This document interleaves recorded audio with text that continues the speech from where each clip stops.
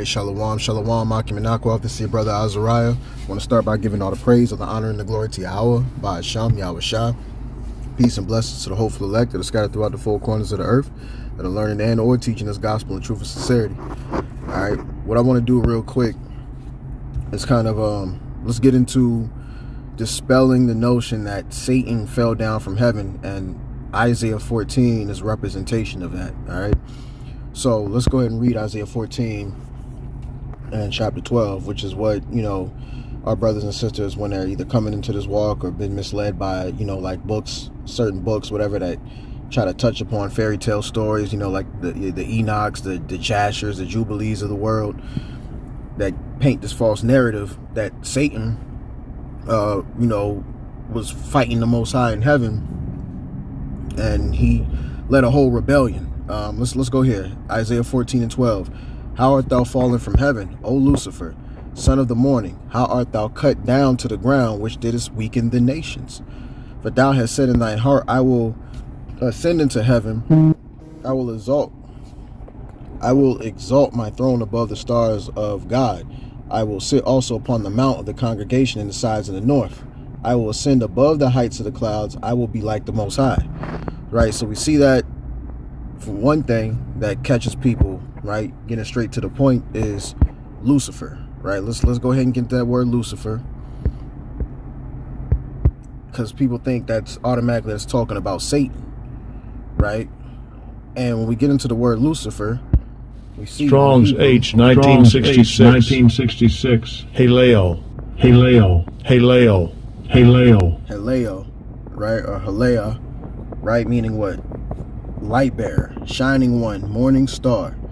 And look, also this is of the king of Babylon, and Satan, right, using the outline biblical usage. And while that does have that as an option here, it's also important to know the context. For one, saying of the king of Babylon. So now we have to look right into the time frame, which is approximately of who were some kings in the time of Isaiah, right?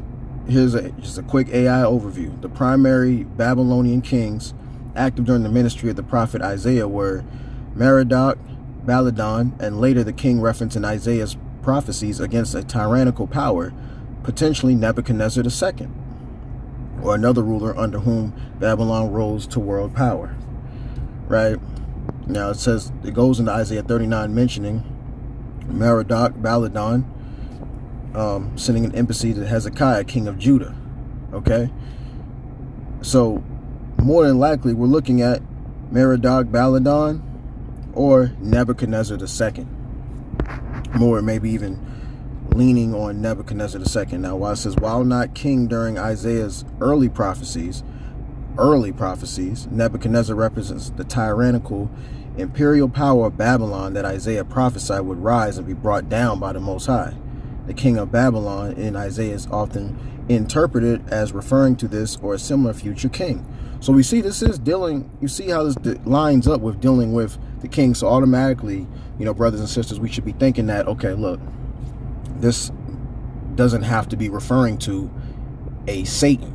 We're talking about Lucifer for one, right? Lucifer just means light bearer, because we just assume, right, that when you see Lucifer, because that's what's been brought to us, Greek mythology and everything, that's the Greek mythology, the terms of Satan, Lucifer. You got the TV show Lucifer, or the series I was on, I think it was on Netflix, when they had that running.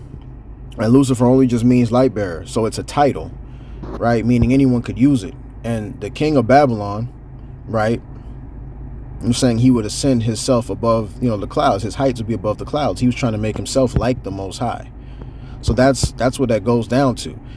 Him falling from heaven is him falling from a state, right? This person falling from heaven is falling from a level, right? Because Nebuchadnezzar was an example of falling from heaven, right? In the sense of a high estate and brought down low, very proud and brought down low to eating grass, as acting as a beast of the field, right? But it's talking about how art thou cut down. As a matter of fact, give me a second. Let's go to the book of Daniel, right? Let's go to the book of Daniel, chapter 4, and we'll start off at verse 28. All this came upon the king Nebuchadnezzar. At the end of 12 months, he walked in the palace, L.I.T.T.Y, of the kingdom of Babylon. The king spake and said, Is not this great Babylon that I have built for the house of the kingdom by the might of my power and for the honor of my majesty?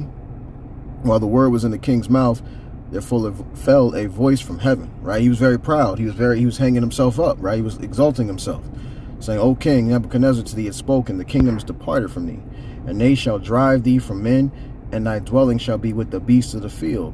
They shall make thee to eat grass as oxen, and 7 times shall pass over thee, until thou know that the Most High ruleth in the kingdom of men, and giveth it to whomsoever he will. Same out, and remind you, Nebuchadnezzar around this is around the early portion. His rulership is around the time of Isaiah in his latter time, right? So it could click up as this referencing to Nebuchadnezzar, right? It's around 605 BC, give or take, if you will.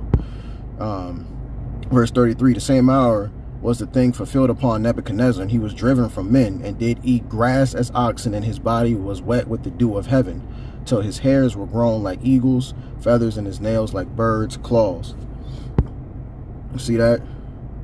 So he was brought down low from a high estate, as we've seen him glorifying himself and, in his power, right? So to speak, right? Because it's all dealing with the Most High, Yahweh's power, and him orchestrating who he wants as king for whatever derivative of time that he chooses, right? It's all the king's heart, right? It's all in the hand of the Most High. So, he turns it whatsoever he will, as we just read, right? He give it to men, he give the kingdoms to men, give it to whomsoever he will, right? It's his will. So when we're going and dealing with this, we see, going back to Isaiah, this has no reference. This isn't even, especially after, again, understanding the timeline, this isn't dealing with Satan. Even with dealing with Lucifer right here. Let's go to a precept that, Old Testament only Israelites, try to even use to debunk, quote unquote debunk, because you can't really debunk truth. You can't debunk truth, but to debunk Yahweh, they make an attempt. All right. So Revelation 22:16, I, Yahweh, have sent mine angel to testify unto you these things in the church. I am the root and the offspring of David, and the bright and morning star. Now, people would like to say him being the morning star because that is tied into Lucifer. That's what Lucifer means. A definition of Lucifer just meaning morning star, right? And people use that to say that Yahweh is Lucifer. Now, for us, the people that don't believe in him, right, and try to dispel it in a failed attempt to do so, but that's neither here nor there for this. But for us to understand, we know that Yahweh is not Satan, right? So we understand that Lucifer is just the title, and in regards to what was going on, it was just a form of a king or anyone using that title to exalt themselves, to a level and elevate themselves to a realm of the Most High.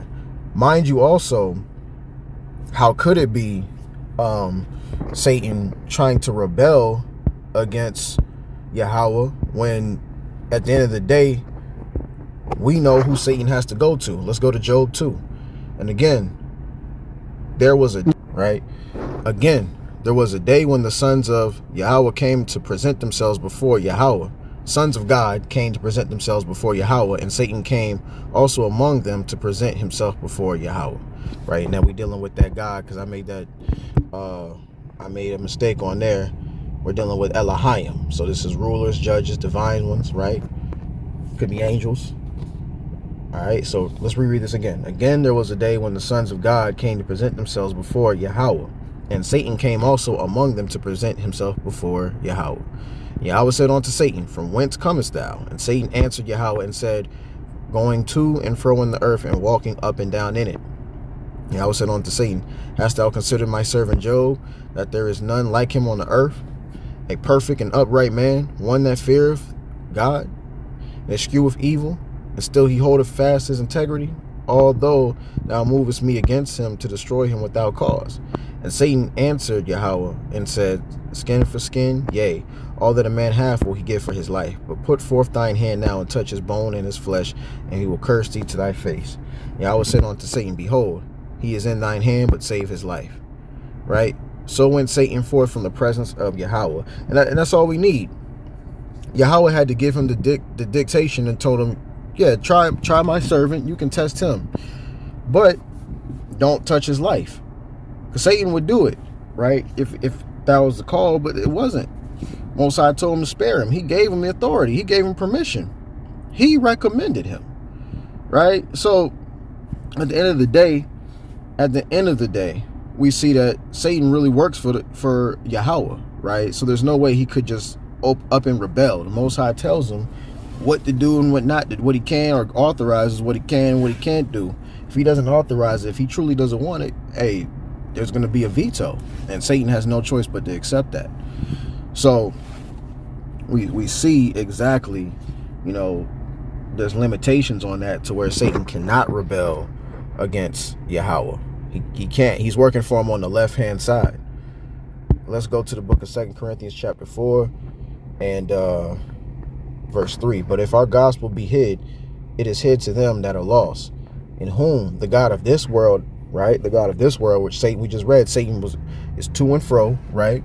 In whom the God of this world have blinded the minds of them which believe not, lest the light of the glorious gospel of Hamashiach, who is the image of Yahweh, the Most High God, should shine onto them. See that? And that's the thing. See, the God of this world, right, blinds with darkness. Now, we know the God, the Most High God himself, is controller of all things and runs all things. But see, there's a God here, right? There is a God in a sense of his title, his power he has, of this world, dealing with Satan, right? But the one that rules supreme is Yahweh, and Satan can't do anything outside of Yahweh, right? He's no different than the rest of us in terms of the clay, right?